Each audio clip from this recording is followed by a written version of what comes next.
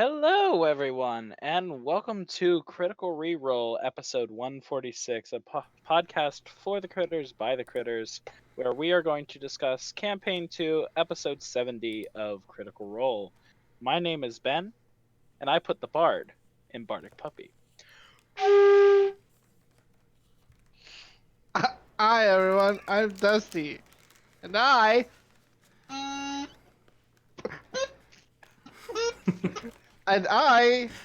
have a geology degree for a reason. And accordion to what's under my face, I'm mad. All right, we did it, guys. Yep. This is why we practiced beforehand. You got to see it live here first. Or you're listening not live, and that's also okay. So, this past episode was a very big discussion session for the group, and a lot of things happened because they just had gotten through a lot of. I just looked at the stream. Yep, it's fine. As soon as I said what's under my face, I was like, oh shit, there's nothing under my face. Oh god. Live technical difficulties, folks. Guess That's what part's alright. getting cut out of the audio? Let's try this again. So, last episode was crazy and emotional with one of the biggest battles the Mighty Nine has seen so far, and this episode was definitely necessary to help calm a lot of tensions and resolve a lot of different plot points. Dustin? I just want to say that we could have had a whole different episode in this episode when what should have happened is they all should have died. That should have been. There were a couple flubs here and there about on the previous episode, but they all should have been dead. So we could have had a very different episode, but we still got a lot of stuff that happened this episode. A lot of very to the Mighty Nine playbook of really just being paranoid and about everything. They were definitely paranoid about a lot of stuff, but Everything. I think yes, everything. But I think this is some of their first steps that I've really seen to try to conquer that paranoia. At least with Caduceus leading the way and finally taking charge and being like, "Hey, don't. How about you just not?" And trust somebody else. It's good that we have that person that can be that sort of little moral conscience for them. compass. Yeah. Well, the problem is that they get into these paranoid twists, and then it just gets they make it worse. Yes. They definitely had a lot of those discussions, and I think a lot of it came out within the first half of this past episode. But before that, to kind of calm down before getting into the heavy stuff, they get this really cool dagger that they grabbed, and oh my god, that dagger is really cool. The fact that it can just lock a lock permanently, and it doesn't get unlocked no matter how high of a lock picking check that it makes. Yeah, And no, it just that- makes Well, that and Sorry. it being like a +2, like that's a very good magic weapon. Mhm. Yeah, because what is it? It's got an ivory hilt, so they did find some ivory while they were down there. I think that's what Knot was looking for, really. But here's the thing: is while they're attuned to it, they can do this. So my thought was, since it was still being used to lock that door, could they try to scry on the dagger and see who it belonged to? See if they're still alive, you know? I think it would. I think the scry spell makes it just go to who? Oh, I mean, but you'd have something that part of the scry is having something that belongs to that person. But they have no idea who the person is. It's not That's even true. it's more of a supplement, I think, than it is a focus point. I guess you need to know the person's name. But in the event Or at that they least do attune to it, then anything, if the Laughing Hand hasn't gotten out of that cage, which we know that it has, that would open that door. Doors would be open to possibilities, but they're not. Well, kind of. It's So, fun that it's called the Dagger of Denial when it could be called like the Dagger of, or like the Unlockable Dagger, because unlockable is one of those stupid words in the English language where it means both like, not able to lock and not able to unlock. Like you can't lock it because it's unlockable, but then you can unlock it because it's unlockable. this is why I got a math degree. So, you're correct. I think that dagger is just really sweet, and honestly, either Bo or Not should have it. Though I think honestly, if I was reading chat correctly, Bo would be most beneficial with it. Yeah, I mean everything that they get would benefit Bo, but I think having someone else that like would sneak around and maybe lock a door behind them, lock a door in front of them would be more fun. Yeah, but Mighty Nine doesn't really believe in Fun. cliches like Give the rogue a dagger. give the rogue a dagger. Even Sam doesn't believe in the cliches of give the rogue a dagger because he plays not with crossbow and range and doesn't do a lot of the sneaky sneaks. Except, I mean, we got more of the invisible, like, sneaking ahead stuff, but then the instant regret that she was even in the front of anything. So, Yeah. I just don't think Sam plays not as someone who wants to be up close and fighty, which a dagger would require. True. Which was my thinking about Bo, was that I think the damage actually goes up because it's a monk weapon. It doesn't. I don't think it has to be fists. I've never played a monk. Well, my monk has a quarterstaff that they use. And that can be used. They have a magic ice frost staff of whatever, but yeah, I use that most of the time. So that's just my thinking with giving it to Bo, was that the damage would increase and they still get the +2 on it, and it would go towards a lot more attacks than it will ever go with Not, because Not already has a really cool crossbow and she'll just stay at range. Yeah, and like Nurek says in chat, like the crossbow feat Not has as well. Like that's particular. It's best that Not sticks with the crossbow ranged weapons. Plus, the crossbow she has is really fucking sweet.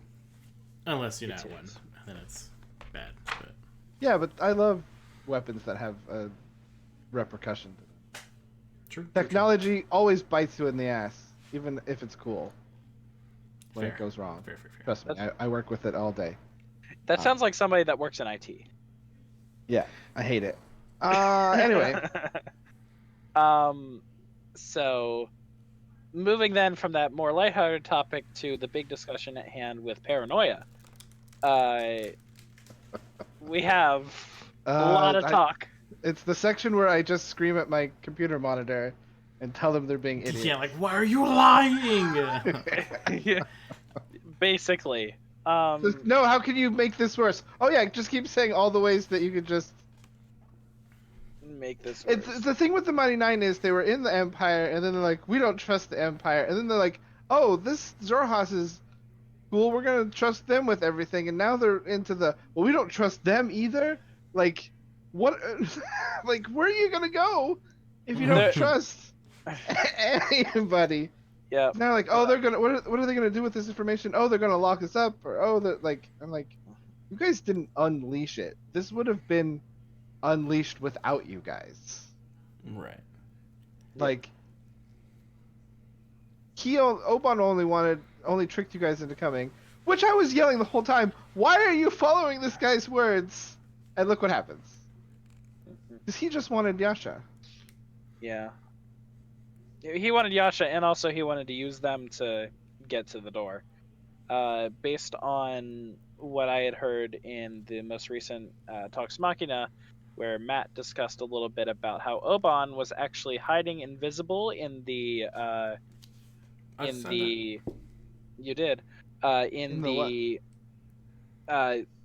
what's the thing? Bridge. That's the word. The bridge room. He was flying invisible very far off in the distance. That's where he was hiding when they passed him. And then he followed them to the room. He let Sneaky them little do the rest of the fucker. worst. Yeah, the rest of the stuff after that. How he They- got they- down there, I don't know, but at least we have confirmation on where he was. Don't So trust random people. no. See, I but then really how think that you just said don't trust random people, but then before that you're like, who you gonna trust? I would. Mhm. I understand that there's, and Arya agrees with you apparently that there's a flaw in my logic, but you're gonna have to pick someone. Mhm. But I'm saying don't trust random people you have no background knowledge of. This guy was just a, oh hey, I know that person, bring her. Like any of that sounds like getting into a car with a random stranger who's offering you candy. No, you don't do it. At least they've talked to the Empress, like they've Mhm. worked with the organization there, like they know the thing. They Also, at least remind me to talk about another thing because I don't remember. I didn't mean to go double check this, but later when the queen, there's a den that I think Oh yeah, I yeah, don't yeah, yeah. I know what I you're don't talking know if it was yeah. about. I know what you're talking Just about. while I'll I'm remind thinking you. about it. All Okay, right, Matt, thank you're you. on that. They at least got into a car with a government system that they didn't know instead of just a random person. Yes, So getting into a car with a government system, but well, Riding, they had a riding in coupon. cars with governments. yes, that can be dangerous, but also a little. You at least know your government system a little bit better. So, Caduceus is their compass now. yes, which he needs to be, and I think that they're all starting to learn that Caduceus has good ideas that actually get executed and work. At least when it comes morally to dealing with people.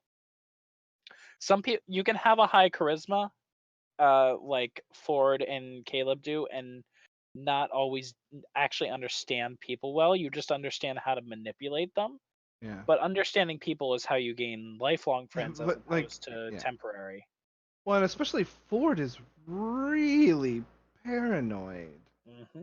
Like he Yeah, doesn't there's a trust conversation going anything. on in the chat right now between Nurik and Generic Nerd of I felt Ford was the most paranoid since his patron thing, and Ford at the moment is the most paranoid, although given Yasha seemingly just betrayed them, it's kind of understandable. Hmm. And how he just, didn't release his patron, but just released some ancient evil entity. Yeah, Yeah. and then he's dealing with the looming threat of either dying or releasing his, like if he can't break that contract. Yeah. Yeah, well, like Ukuto is like not in the picture right now still, because the Well, he's being protected. right. So, but how long and how strong is that protection? Yeah. Sorry, continue. And also the fact that we kind of touched on this yesterday. How is Ukatoa going to react to the fact that he just released a thing, but that wasn't him? That was a question we got last episode, and I was just like, that is even more Kind of good apparent. point. Yeah, Mm-hmm. even more apparent in Ford right now, and I like how even later in the episode, Ford is just like, "Look, I can't lead because if I lead, I'm gonna lie." He's like, at least he's upfront with it, Mm-hmm. Well, and that's that was one the thing whole with like conversation. Like, what do we tell the Bright Queen? Do we lie? Do we tell her the truth? Do we tell the town? Like, do we mention Yasha? They did agree not to mention Yasha, which was good. But the whole yes, time, I think that was the one thing that they did not need to talk about because it wasn't relevant to the Bright Yeah. Queen's interests. Yeah. But then, like, I like everybody kid again. Like, we didn't unleash the evil. We were there when it was unleashed, and we failed to stop it. But we didn't do anything wrong. Okay. Well, the whole thing that was called the Undying, like they should know that they wouldn't have been able to stop it. Right. Mm-hmm. So there should be that much. But they're like putting it on themselves, like we did this. This is our fault that this happened, which I mean it kind of is. But at the same time, Well, like it would have but gotten out apparently he's been eventually. doing this. Oban's been doing this with a bunch of other things too. Like there's these lieutenants that are being released on purpose for some reason, and this clan of the chained, Angel of Chains, yeah, Iron the Angel, Angel of Angel of Chains, Irons, Angel of Irons, I think. Irony Angel. Very ironic, don't you think? So, it's they made the right decision thanks to Caduceus in telling them and eventually going back. The one thing that freaked them all out, which didn't freak me out, and I was surprised that they all reacted this way, was when the Bright Queen told Jester, "Don't tell anyone in Bazzoxan. We want to make sure this is framed carefully." Like, that made sense to me. I don't know about you guys, but I was No, it like, makes sense to me too. Like you don't want You don't want to cause panic. you're already in a war time, mhm, and you don't need any sort. You need careful, factual investigation before you decide on how you want to deal with something. It's not always safe to just come out and go, "Oh yeah, there's this also We ancient just evil is now unleashed an unleashed." ancient evil versus somebody Yeah, who's it been it, in it, charge it for a very long time who that probably knows how seems to yeah lessen the blow. yeah to me yeah, that seems like a very monarchy kind of thing to do, to just be able to get your information first before just running disseminating. around crying wolf if it ends up them not even going there and Mhm, attacking. So mhm. no, Yeah, that it. to me, I didn't. I mean, they freaked out about it, and again, they read a lot of things into everyone's reactions, and sometimes it's good, and sometimes it's not so good. Like Mhm, reading in that she's being, when you're thinking paranoid, you can see all sorts of conspiracies everywhere, mhm. and sometimes that's not the best mindset to have. So yeah. Yeah, I agree. And kind of their whole paranoia played out in the whole day that they spent in Bazzoxan waiting for nighttime so Caleb could change his spell because he didn't wake up thinking that they were going to teleport back, which I was surprised about. But um, Well, because even in the talking, they were talking about whether they were just going to keep going north and not say anything, and try and find this kiln for Caduceus. yeah, I that's fair. Um, and another thing that while in Bazzoxan, they kind of tried to do the Whisper campaign that fails spectacularly, and I think that really the whole failed Whisper campaign added some levity to the overall somber time that they had there. Oh yeah, Ford's I mean, Ford's talk with the captain was hilarious because the captain was Yeah, he didn't take anything serious. yeah, and Royce Jester's was talk with fun. the guard, yeah. I mean, learned a little yeah, bit So about the cannons, which we kind of already knew about, but yeah. to shoot mhm, I mean, magic. those are cool. Yeah. yeah, uh, Um.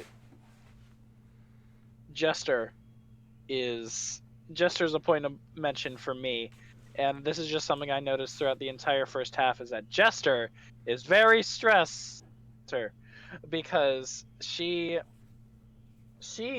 had very much trouble with dealing with all of this information even the next day after getting sleep. um Remember her, she had a mini freak out with I don't care whose side we're on, I don't care if we're on the side of the empire, I don't care if we're on the side of the dynasty, I just don't care. That's a big freak out for Jester. She normally doesn't lose her cool like that. And another thing was re- she's normally pretty happy-go-lucky, and even when she messes up she like kind of takes it and runs with it. Her messing up talking to the guards and not really getting any useful information, calling herself Nancy McFancy Pants, Instead of which is Drowy McFancy Pants. Like, what kind of name is jeez, Nancy? yeah, jeez. Just um that was like brilliant improv there. Like that was the part of the name she thought wasn't great. yes, Laura, wonderful. Brilliantly done. uh but then going to Bo and being like, that was really bad. Like, I feel like I should do better. That's not the normal Jester MO. And I think the stress and the loss of Yasha is really starting to get to her, and that Well, comes up I mean, in it the just talk with, happened. yeah, the yeah, talk but with the Traveler. and I also think that it's a lot of character development from Laura playing Jester, because Jester is a, in a lot of senses, a child, because she was raised in basic seclusion. So like she doesn't.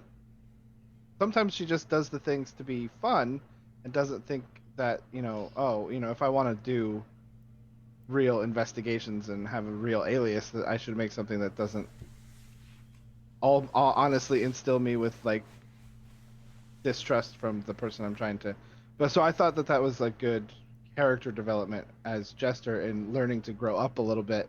And I think like the impetus of watching what happened to Yasha and the battle that they were in, sort of was a good place to kind of start experimenting with that as a character. Well, and it's a lot of like she's in a place now where she has to deal with feelings. Yeah. It's not like I'm going to my room, I'm not talking to you, Mom. It's I'm traveling with you guys and my life's in your hand. Yep. Like she's learning how to socialize. And that she's talking to the traveler less because you grow up, you don't need your imaginary friends anymore. The traveler is less of an influence on her life as more influences come in that she realizes she can trust. She realizes that she's not talking to the traveler as much and does a little bit with that. And that conversation felt a little bit off. While it was light, it felt off to me. Yeah, it kind of felt like the traveler was just trying to tell her what she wanted to hear and then give me my information that I want. I do not trust the traveler. It's like, now that we're done with your bullshit, let's talk about location for the party. Which is where they wanting to go. Rumble Crest? Yeah. Yes. Right off the island off of Nicodranas. That is secluded. That is oh god, what are the words he says that are like super red flaggy? I remember secluded. It's remote scenic? and pretty. Yeah. Yeah. So, but why? If they're trying to get his name out, wouldn't they? I don't know what this Traveler Con is going to be. Yeah.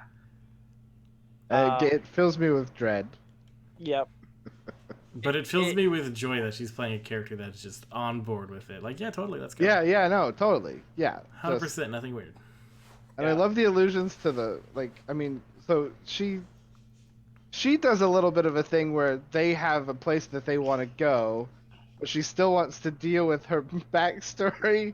So just moving everything to the same place works. Like, oh, well, Caduceus wants us to go to the kiln, so why don't we have TravelerCon Firefest at the volcano as well? We'll just move everything to one place. We could just knock it all out at once. Which, oh man. In natural 20s, that persuasion, and he's like, a volcano. The persuasion she didn't necessarily want, and realized later maybe that's not such a good idea, and tried to convince him otherwise. And he's like, nope, you got that natural 20. Let's do this. Let's do a tornado. Volcano. TravelerCon in a tornado. It's next year. It's canon. That's TravelerCon 2. Electric Boogaloo. We've got King Sundu. I'm now worried. Hey, nice volcano party. It would be a great prank. Volcanic eruption. Yeah, I've been in a few of those. Gotcha. Our resident geologist. What would happen? Well, it depends on what type of volcano it was. This seems like it's a stratovolcano, and stratovolcanoes are very explosive because the silica content is high, so the gas can't escape as much. It's a very more... Welcome to Rockcast, the podcast within a podcast. Anyway. I'm glad we got that short little podcast within our podcast. Thank you. I love it. But yeah, they go to sleep. They wake up. They do. They teleport. Yes, teleportation circle. Their first use of any long distance traveling spell since campaign 1. And they kind of do it a little bit ill prepared. Like, he draws out the circle and then he's like, all right, activated it, and that's like, okay, you have 6 seconds. Who's going through? And it wasn't immediately. It was later when it was brought up that they leave the Moorbounders. Like, so no more. Was it Yarn Ball? I was really sad about that when I realized what happened, because Yarn Ball, Yannick, and something Caduceus named. But yes, I was. Velocity or something. Oh.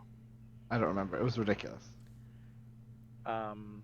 Yeah, I'm really sad that The- they lost those good kids. Clarabelle. Clarabelle. Something like that. Clarabelle, that's what. Yeah, I think it was that. It was like Um, I remember it was like Thank a you, cow name, like a classic cow name. Thank you, Classic generic nerd. cows. Honestly, I was like, whatever. They can get more. But they can't get those three. Those were But I theirs. was They attached- imprinted on them. They were I friends. I was attached to them, Ben. Ben, you I- heartless bard. I'm the worst. I know, but I don't get attached. I'm Ben. to- I like character development, but fuck those moorbounders. I mean, You. that's what. I guess that's Alright, my new let's- Twitter bio. Basically. I don't get attached to pets in campaigns. I guess like it just to me. Where I'd is rather your for- heart, man? I don't have one. Nugget. No, Nuggets with Nuggets with Yeza. Miriam. With No, Miriam. Miriam. Oh yeah, Miriam has Nugget. No, wait. No, they did take They him. got. They left all the Nugget with animals are someone. with Yeza.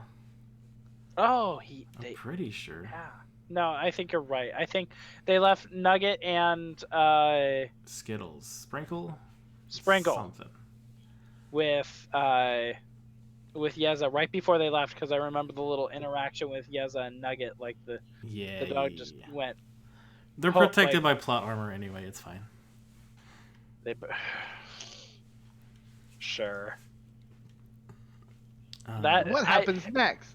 If anything's gonna break Jester, it's gonna be a death of Nugget or Sprinkle. By the way. There. So. They walk to the throne room. Yes, and the throne room, the talk that they had all been dreading, but I felt like a lot of the chat already knew how it would go.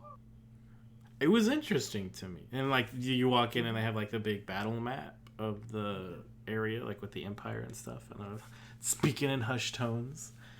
Yes.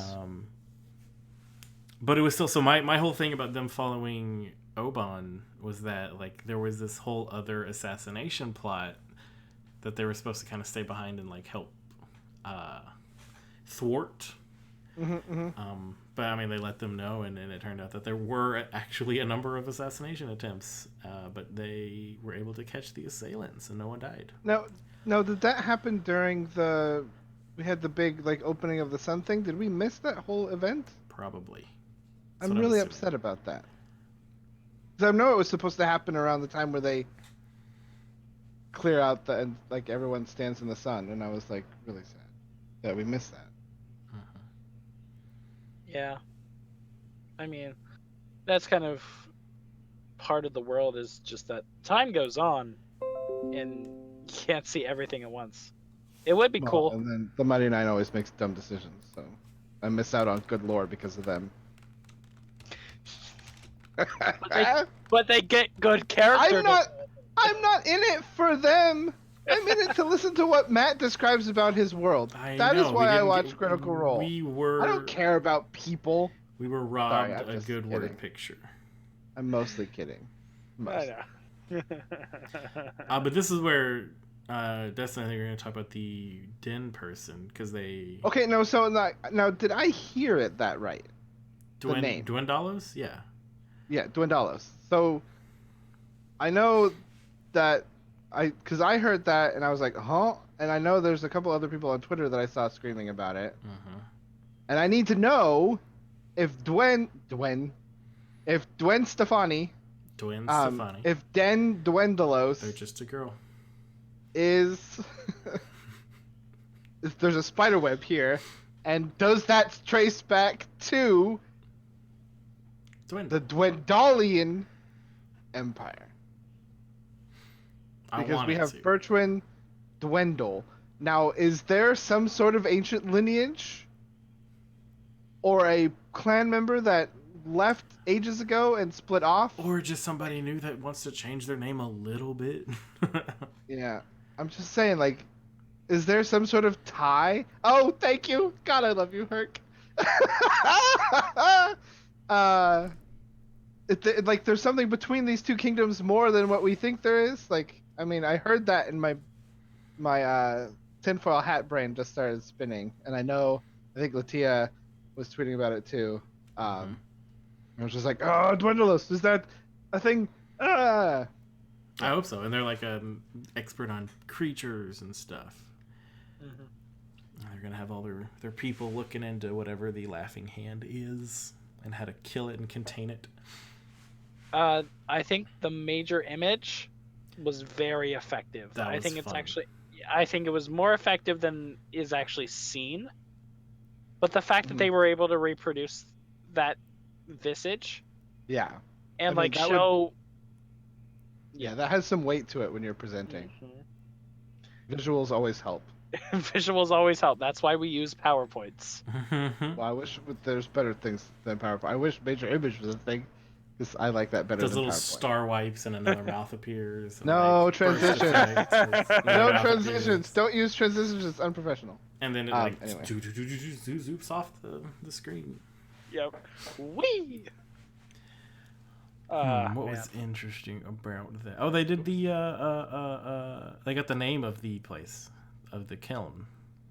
Because Yes. was like, hey, I know this kiln place. There might be somewhere to the north that we could get. It was the ancient goblin, right? The little old lady goblin. Yeah. Yeah. Sky, I love Sky her. Scribe, Sky something. Yeah. I don't know. Little old Names are goblin hard. in a big chair. Yes.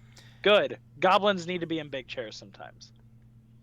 Now I don't know how to pronounce any of the things that we heard, but we have names. Yes, we Like, do. And some Alps and Kravarad. Yeah, I also can't pronounce them. But yeah. so one thing I think that the Mighty Nine completely underestimated with going into this talk is like, maybe the dynasty will help them. They didn't expect any help going into this, and like they even the Bright Queen said, well, if there's a shot, you haven't proven yourself untrustworthy yet. You failed, sure, but that doesn't mean you're untrustworthy. Mhm, We can mhm. help you get there. And the entire time I'm thinking, yeah, they have a very powerful magic user, Essek, who probably knows teleportation. And he Yeah. even said so later, where he'll have to travel there and then probably immediately go back, which is fine because Caleb can get them back using teleportation circle. But it's also clear too, because the Bright Queen's like, we can't, offer any of our personnel, but you guys Yeah. are definitely expendable in our eyes. Yeah. So sure, well- we'll help you do that. And so is one teleportation spell. Like they get that. I don't think, is there a monetary cost to teleportation? Probably. To the I don't- books. I don't remember that there is. As long as you I don't know think- the place you're going to. Yeah, so it could. The only thing it could do is it could misfire. Teleportation circle. Because I don't think Essek probably has ever been Nope. there. It is instantaneous. The only component is vocal. That's pretty good. It just takes a minute to cast. Yes. Teleportation circle is teleportation circle also like it takes 10 minutes to cast or something? He takes a minute. Okay. So just What? It surprises me that teleportation is instantaneous and free, while teleportation circle is. Well, it's not also a instant- 7th level spell. Yeah, but once you get teleportation, do you really need teleportation circle anymore? Is teleportation circle really only good for 4 levels? I've Well, only ever teleportation used circle, teleportation you can circle. make the I've never used circle. teleportation Interesting. because we used it as a home base that we would jump around as we learned new teleportation That locations. makes sense. Fast travel. So, like, teleport is useful if you want to, you're in a cave and you want your Pokemon to use dig and get you to the front of the cave. And then teleportation circles like fly, where you can go to any Poke Center you've been to before. Yeah. But couldn't teleport also take you to any Yeah, but there's, chance for for it not working. Yeah, teleport's not the best to use if you want a reliable travel. And like Oh, teleportation. is there always a chance for misfire in teleport? Mm-hmm. Even Except if you've for permanent circles and associated objects, everything else has a risk. Okay, so you could teleport to a permanent circle.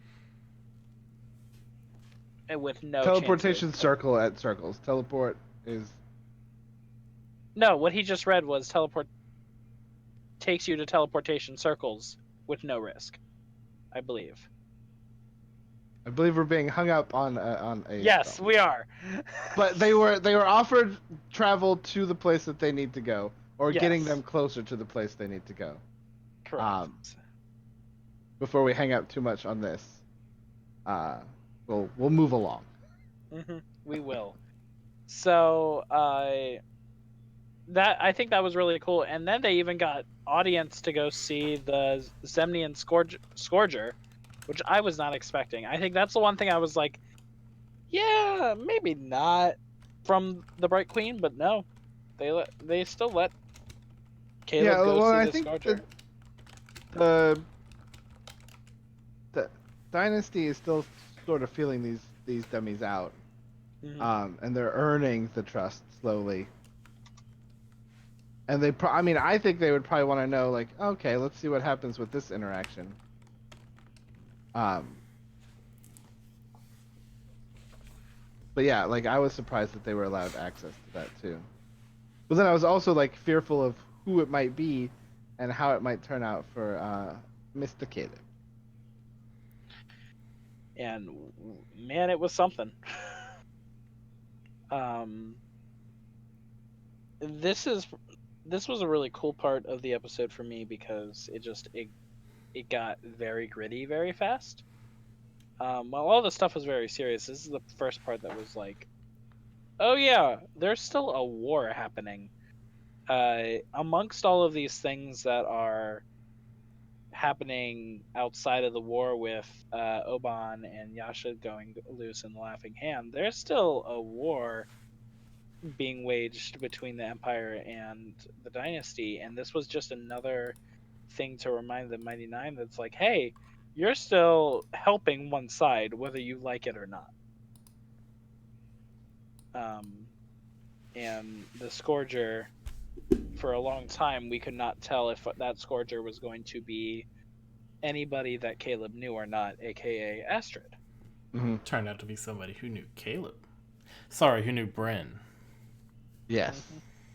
What was Bryn's last name? Bryn Aldrich, and I have Almond Knot, but I don't think that's right. Ermendrut. Okay. Ermendrut. So not Almond Knot. Got you. No, not Almond, not Ermendrut. I don't understand how German works. EHRMENDRUT. Thank you. Ermendrut. Yeah, close enough. Yeah, it was interesting though that they're going through this place that like has magic that messes with your mind. Yet Caleb's still able to like poof Frumpkin into the cage. Yeah, there was a lot of flexibility on Matt allowing him to cast spells in a jail, which I don't know if, but that's me as a DM. Would be mean and not let any of that. Yeah, like if you dispel your cat, then you're not gonna get it back while you're in here. Something. Like that. Did it say that it was ever disrupting magic? Like, I know, but still, you're in the fifth layer of a high security prison. You would think there would be something. Yeah, I wouldn't let the guards at least let someone just cast spells at a prisoner. I don't know. Yeah, that was more my thinking than like the prison stopping it. But I was surprised the guards even allowed him to make any motion to cast a spell. But I guess they thought, well, even if they do, they're not getting out of here without the guards. They don't know necessarily about Caleb's photograph. They definitely don't memory. know about or his involvement in the Scourgers. So, though he kind of hinted at it to the Bright Queen and the audience that he had involvement with these guys. Backstory. But anyways, We get a very tense conversation where no information is teased because this guy is definitely like, hey, I'm in a prison. I know what's going to happen to me. But then we eventually get when he starts asking about Astrid, like this guy knows exactly who this person is talking. this lady, yeah. This lady, yeah, sorry. They know exactly who. And it's not Astrid. I'm like, ha ha ha ha ha. I didn't think it was going to be. Yeah, there was no chance. Well, there was. There was no chance. Matt could have pulled that. 0 possibilities. But just by asking who Astrid was, I mean, they knew that this person must be Bren. And it still leaves the question, like, what sort of the timeline was. So we know that he was, like, taken as like a young kid, murdered his family in a fire. We don't know when his mental breakdown was and how long between then and now. Because he's, like, what, 30 I thought it was something like... Yeah, I thought it was something like 5... He thought he said he spent, like, 5 years in the asylum where that lady came and... Okay, so he was a scourger for, like, 10 years. Or, like, maybe 15 years. No, I don't think he was ever a scourger. He had to have been or something, because then there's a lot of time missing. Like, teenager... No, I think and then the mental break happened... 5 years prior to the campaign starting or something like that. No, so I think the mental break happened right after... No, because I thought he ran away for a little bit. Mm-hmm. I mean, my whole point is there wouldn't be any reason for him to be Nurk talked in about. chat says it's 11 years since his break. 11 He was in the tuition for like 10 years. There's no reason why they would still be talking about him, though. If he was like a failed scourger. 5 years. Wait. 11 years since his break, 5 years in an asylum. I don't know. In my mind, it doesn't make any sense that this person would know about him. Because why would they still be talking about this kid who failed to be a scourger? Unless he's done something. Unless he's lying about his time places. Well, he's wearing the thing that keeps him from being scryed upon. Mm-hmm. So, I don't know. And also, they could still always be on the lookout for this guy that they knew ran away with all their secrets. Like always, they're telling the new recruits or whatever, if you see this guy, you need to stop him. But then it's like the person said, "Good to have you back." So they were So he was part of the Scourgers at some point. It was part of the training. He was training. Yeah. I think y'all guys are too trusting of backstories. I don't trust Caleb at all. I actually I trust enough of what he said to be true so far. Actually. You fool. You just hate Caleb. That's true, but you fool. So, I really wish more could have happened, but when they called Bren out and he started to hyperventilate, it's like, all right, time to go. That part, because hate Caleb. I thought it was kind of funny because he's been having character development, and then in a split second, it's all ripped to shreds. Back to hyperventilating. Well, yeah, it doesn't happen very. Things can still cause the PTSD that he's probably been through. I think he definitely has it. Definitely does. Yeah. Oh my God, that's why he has to roll whenever he does fire stuff on people. Mm-hmm. It hasn't happened very often recently, though. I think that was more of a beginning thing, and now that he's found a group that he feels more comfortable, and especially, it seemed like the rolls only happened when it was against humanoid, more looking things? Mm-hmm. Question mark? No, that's what it was. So, okay. When he burned a humanoid. Set his family on fire. Set his family on fire. It as one does. So, moving on. No connections. They finally get back to the Jor house. Yay, the wonderful house that they were house. given, that they would have left behind. That they would have left behind had they not come back. And I'm just like, you've been given so much more than you deserve. It's an Airbnb. It is not theirs. They have made it clear that somebody else owns this place. Yeah, they're temporary arrangements. It was you can stay here. And then they built a tree in it. Right. Which you're not getting that deposit And a back. pool, Airbnb, painted a mural on a wall. yeah. Came up with magic lights. All the things that you're not supposed to do at your Airbnb, they have done. Yeah, but they still got back to this place. That's true. That is theirs for the moment. So, and Yeza, we get one of my favorite NPCs so far because he's so pure and I love him dearly. He's a good boy. He is a good boy and Bad he cook. wants to get out real bad. Good boy. Yeah, he's had enough of being here. That's for sure. Understandably so. Yeah, He like- wants to see his son. Every area was cleaned. Some of the stuff was rearranged. I He's think got I to need kill a, time. It's got to be pretty boring for him. I need a Yeza in my life to clean everything that I own because I don't want to do it. So the fact that Shikasta actually completely successfully got Luke and whatever the old lady's name is down Edith. to Nicodrama. Edith, yeah. Yeah, they're in down to- Nicodranus. That was a nice yeah. surprise. Like, oh yeah, they dropped him off. I dropped him off, baby. On my way back. I got you. Yeah. So good. And I think next episode's going to include a trip to Nicodranus. They're finally going to leave the Well, yeah, that's because that's what they Dynasty. decide on. Like, they kind of go back and forth, but not as very stern on, I want to go see my son. You're going Yeah. to take me there, Caleb. So it's a matter of like, I mean, we can gloss over some of this because there's a couple other things that we should hit on. Especially the ending that happens because we've been wondering about this other person, and then they show up at the very end. But we do get a decision on the next couple of events that will be happening.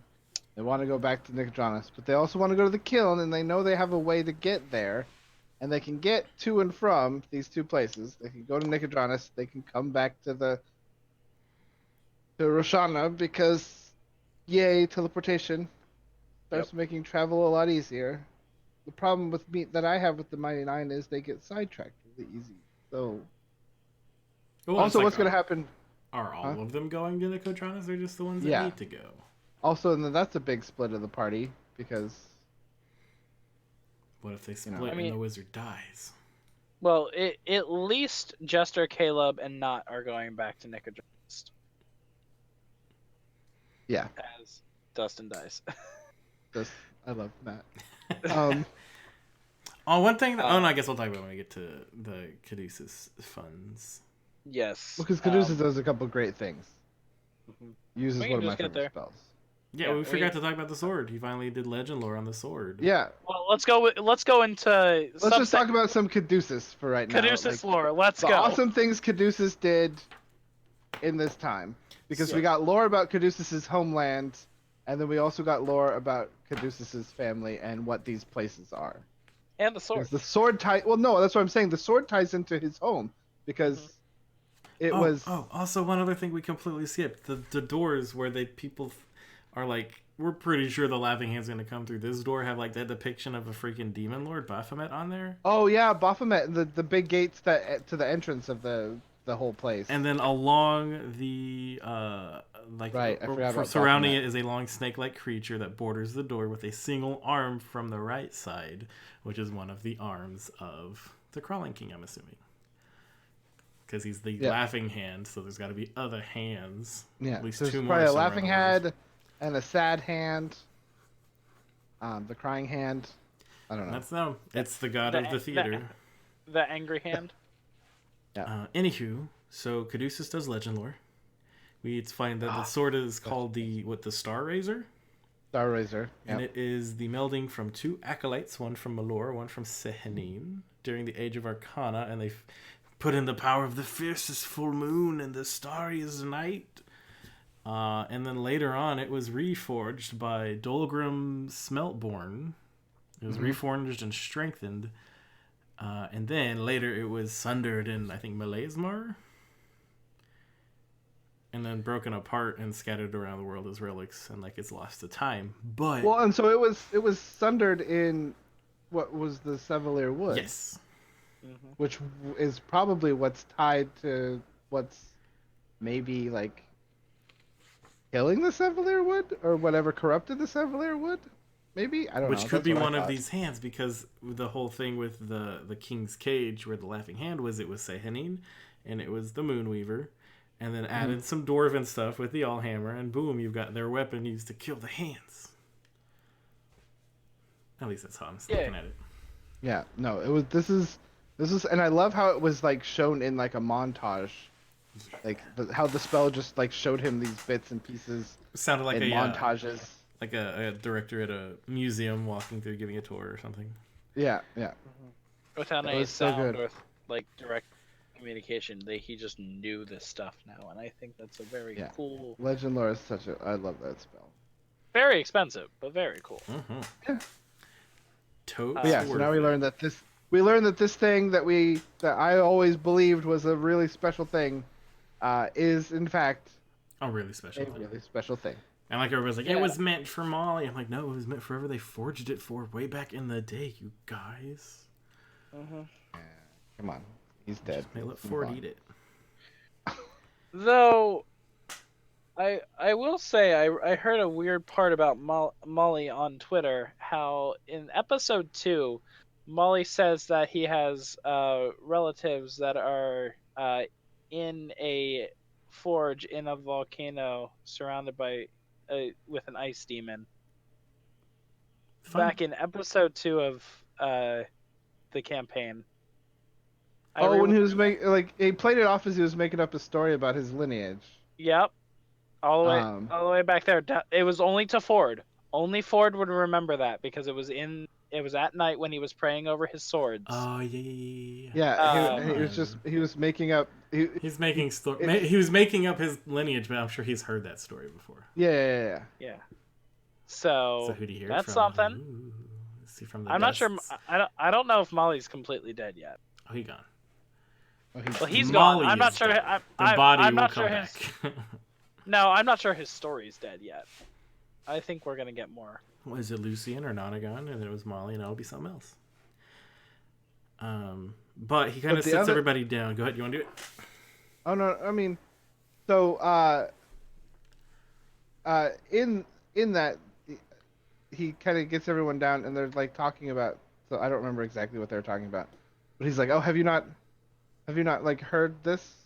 And so then he talks about the early days, the days right after the Raven Queen ascended, and that there were 3 heroes, and it's very like Deathly Hallows story, sort of like vibe to it, and I loved it. In that there was stone, dust, and clay, these heroes, and they were tasked with, I guess, putting to rest like one of these, a hero that fought, and died for the Raven Queen. And they had arguments about what they should do with the body, and one said we should plant it in the clay said we should plant it in the ground, to revere the earth. Dust said we should burn, and from its ashes will come great works. And then Stone And said, "Give it to the air, so the beasts of the realm can carry his memory." Yes. And so, since they couldn't decide, they asked the Raven Queen, and after a while, she came to them and said, "Look, here, you take the arms, Stone. Take these arms to this pool in the wastes." Oh, go ahead. It was Yeah, so the Raven Queen's was- like, "I've taken what I want. Take the Oh, right, body right. to." Take and then they went to the earth. They went to the Wild Mother, Yeah. Melora. And they went to the Melora to ask. Sorry, really.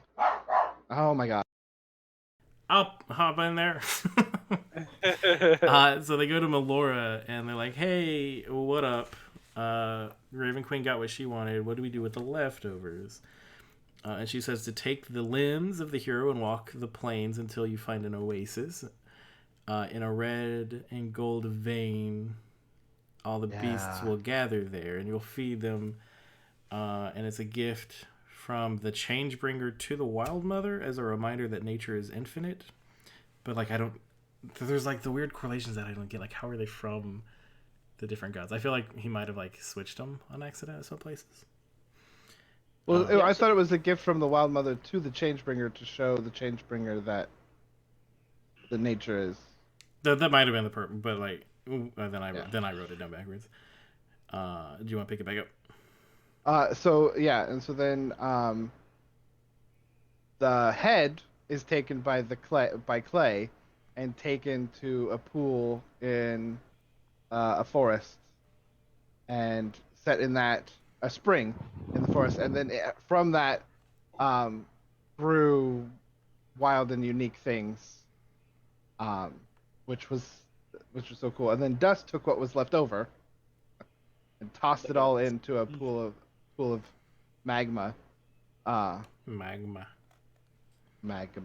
liquid hot magma. Um, but like these are the families that came from, like, this is the stories he was told as a kid, and like that's why he's Caduceus Clay, because he is the blood of Clay. Right. It's to believed. And that was super cool lore. Yeah, but like it's just so weird to me that like, so they are champions of the Raven Queen. The family's lines are, but it was the Wild Mother who took the body and like did the gift giving. I don't know. It felt like there was just a god regifting something, but it was fun seeing that the connection. The Raven Queen doesn't care about anything but the soul. So. Right, and that's what she said. She got what she wanted. Yeah, and I think that was just part of it, is that the Raven Queen passed it on, not because it didn't interest her anymore, and the Wild Mother would be more prepared because of what? Because the Raven Queen hasn't been around nearly as long as Wild Mother is. Right. So she's trying to make nice with the other deities because she's new. Yeah. But it's fun because this was one of the first mentions of the Arc Heart, because that was the glade. The flora was a gift to the Arc Heart from the Wild Mother to show that nature is beautiful, and then the kiln was to Allhammer to show that nature is the creation of material.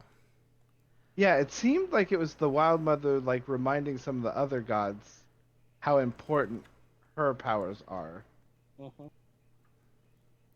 That also means that there's a third destination, which we kind of already assumed that there was going to be a third destination, but there was. What are these beasts that are sprung from it? Is what I want to know. The Savalier Wood. There's the kiln, and then there's some other third place wherever. Yes, this monster spring. Mm-hmm. Something. Which is crystalline spring. Mm-hmm. So we fun. have. It kind of feels like another Keyleth Aramente in a way, except for a lot cooler. It's a So a lot more shouted and mystery. That's a hard. I was gonna say that's a hot take. I was gonna say shots fired. I think it's cooler. Magic missiles fired. But we do know now that there is a pilgrimage that sometimes the different families will take, and so there might be one of the dusts in the volcano that's there to help them. Mm-hmm. Yeah, and maybe it's Molly's family. Who knows? Because they were from there, out and about. Yeah. I don't know. I don't know actually about that, but I think it's really. I really think that's a cool take that Molly could have accidentally been telling the truth. Yep. And then one final message goes out. Yes. To kind of end the episode and leave it usually on a cliffhanger. This is a cliff jumper. I don't know. The last time we've had somebody jump off a cliff, it didn't go well. Speaking of cliff. So,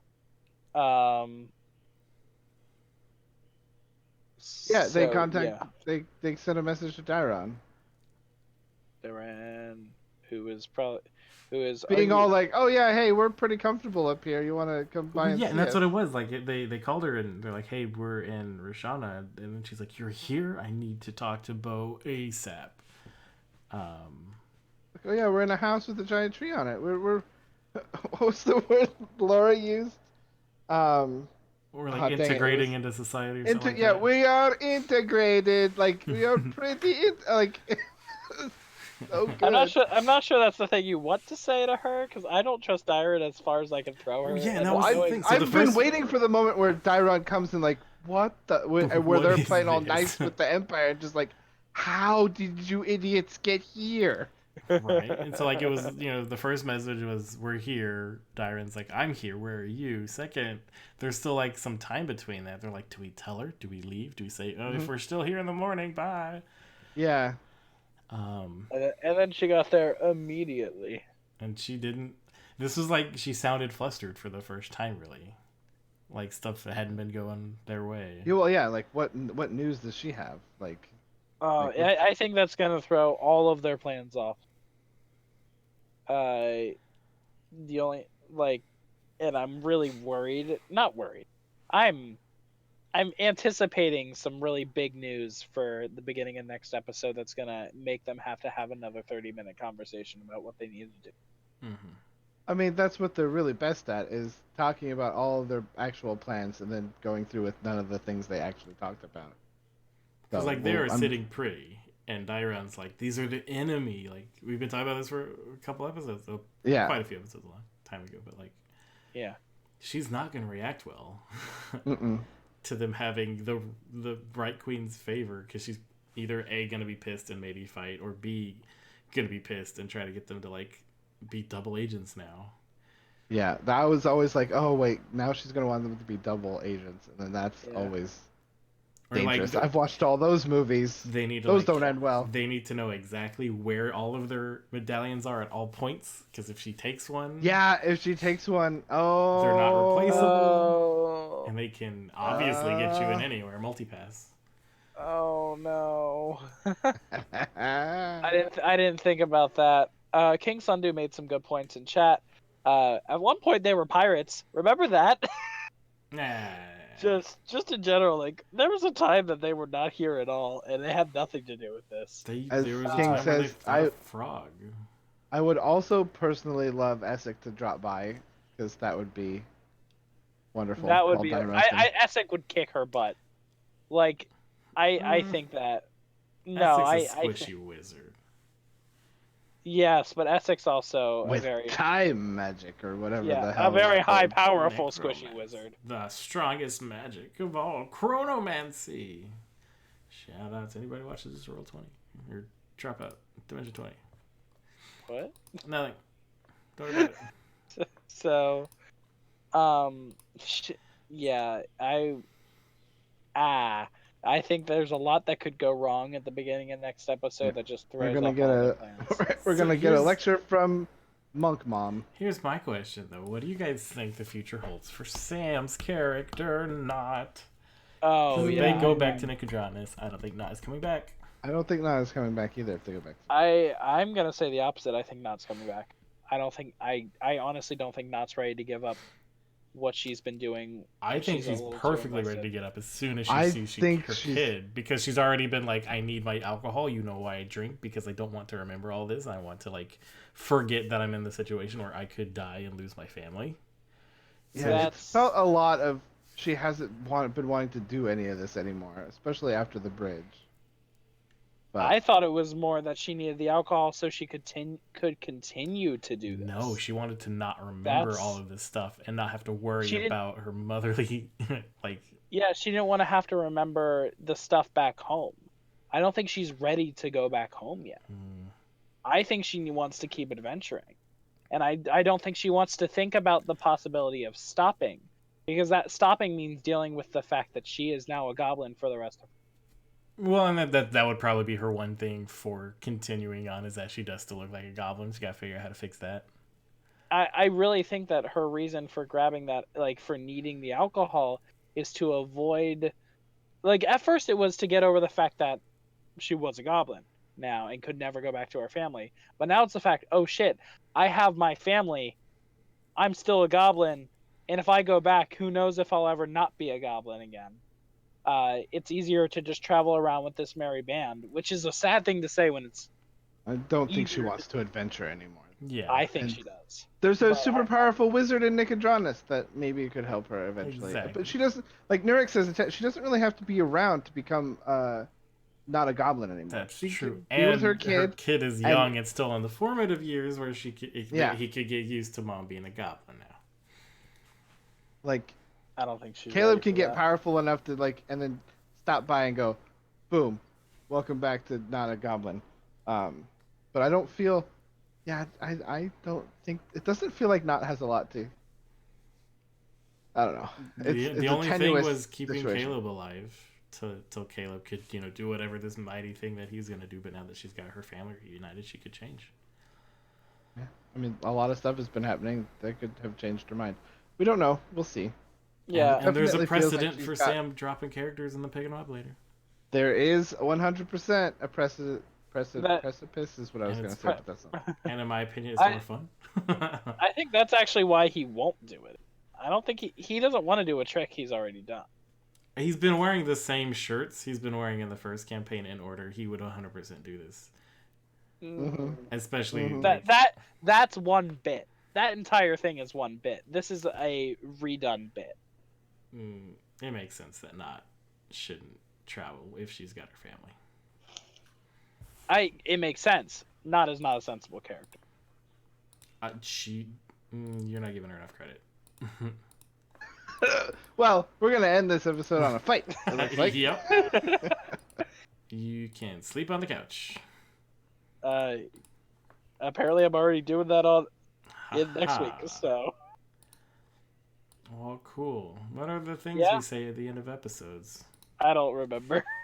Thanks everyone for watching Critical Reroll. We have been Critical Reroll. I am at GeoNerd. You can find me on Twitter. You can find me here Sunday nights when I am on the podcast. Remember to find this podcast if you're listening in audio form. Give us a like, give us a review. And subscribe if Follow you're it- feeling frisky. Yeah, and if you want to ever have the time to check us out live, you can see our faces while we do all of this at twitch.tv/Critical Reroll.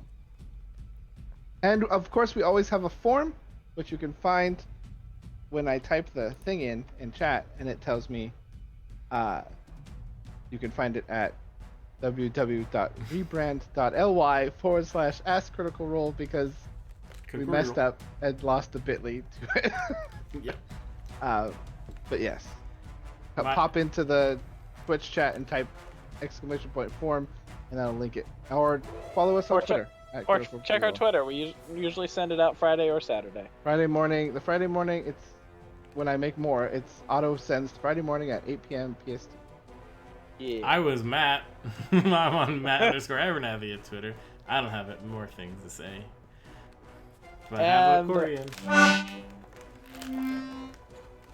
And I'm Alright. Ben. And Let's play everybody out. Oh my god. I'm Okay. at Bardic Puppy on Twitter, and I don't feel like being a bard right now. I'm too tired. No, I got this. Don't worry about it. don't worry, I'll play is this. a note. I guess it's 2 notes. I have some notes about your notes. I can't actually.